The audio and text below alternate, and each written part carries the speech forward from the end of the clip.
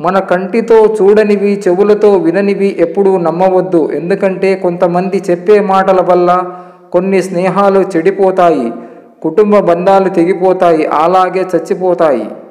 నమ్మించి మోసం చేయడం నీ తప్పు కాదు, మోసపోయేంతలా నమ్మడం నా తప్పు.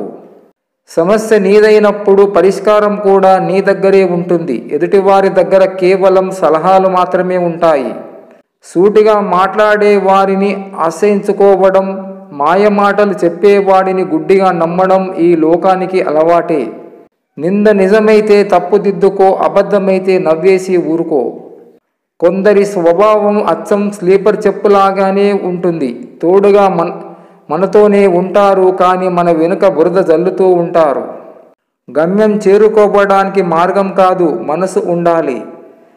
ప్రతిరోజు మనం చేసే ఉద్యోగాన్ని మరియు పనిని క్రమశిక్షణతో కష్టపడి పనిచేస్తే విజయం దానంతట అదే మన సొంతం అవుతుంది. వ్యక్తిగతంగా ఎదగటానికి 12 సూత్రాలు.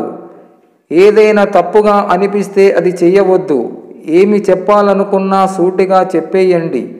అందరికీ నవ్వులు పంచాలే కానీ ఎదుటి వారిని చులకనయ్యే వరకు కాదు. మీలో ఉన్న నైపుణ్యాన్ని పూర్తిగా నమ్మండి. మీ గురించి మీరు తక్కువగా చేసుకుని మాట్లాడుకోవద్దు. మీ కల ఏదైనా సాధించే వరకు వదలవద్దు.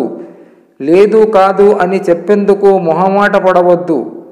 అవును అని చెప్పేందుకు భయపడవద్దు.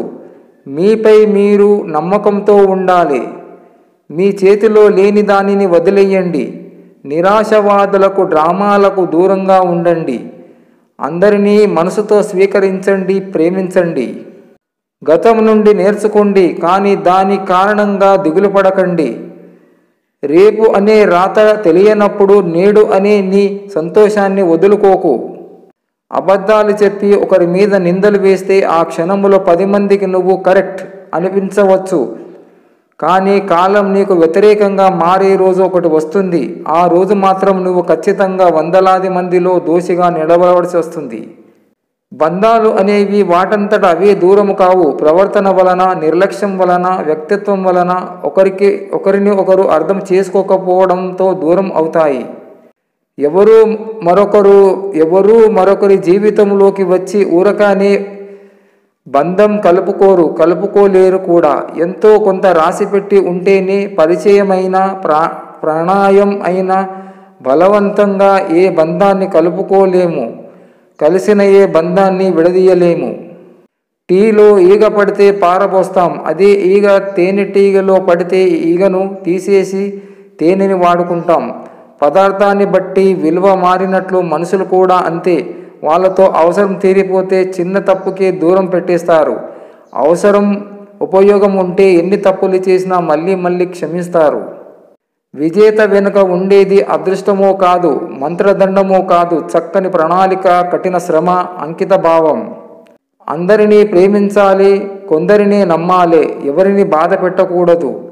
ఓడిపోయి విశ్రాంతి తీసుకుంటున్నప్పుడు ఆ ఓటమి నేర్పిన పాఠాన్ని మననం చేసుకో, గెలుస్తావు. జీవితంలో ఎవరిని పూర్తిగా అర్థం చేసుకోలేరు. అలా అర్థం చేసుకుంటే ఎవరికి దూరం అవ్వరు. కళ్ళెదుట ఉన్న సత్యాన్ని చూస్తూ నిజమేంటో తెలిసి అబద్ధాన్ని నమ్మటమే నిజమైన పిచ్చితనం.